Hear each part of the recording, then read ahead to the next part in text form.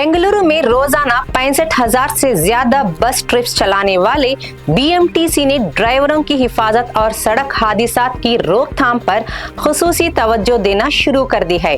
Bengaluru metropolitan transport corporation ने महकमा police के ताउन से ड्राइविंग स्टाफ के लिए खुसूसी तरबियती प्रोग्राम मुनक्कद किया।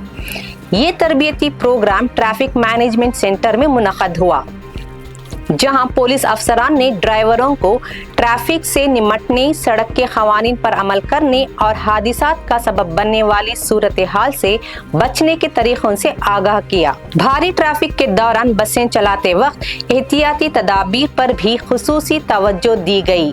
बीएमटीसी फिलहाल 1811 रूट्स पर खिदमत फराहम करता है और रोजाना लाखों मुसाफिरों को सफर की सहूलत देता है। कॉरपोरेशन के पास 17,400 से ज्यादा ड्राइविंग स्टाफ है, जिसमें ड्राइवर और ड्राइवर कम कंडक्टर शामिल हैं। उनमें तकरीबन 3,000 ड्राइवर इलेक्ट्रिक बसें चलाते हैं। बीएमटीसी ने बताया कि ये तरबियती सरगर्मी सिर्फ एक प्रोग्राम तक महदूद नहीं है।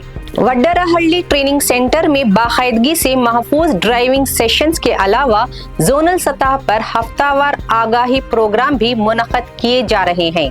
कॉरपोरेशन का कहना है कि मुसलसल तरबियत का मकसद ड्राइविंग में महारत देना, हादिसात कम करना और मुसाफिरों के आराम व तहफ़्फ़ुज़ को यकीनी बनाना है। बीएमटीसी इस मुहिम के तहत सेफ ड्राइविंग, सेफ जर्नी का पैगाम भी आम कर रहा है।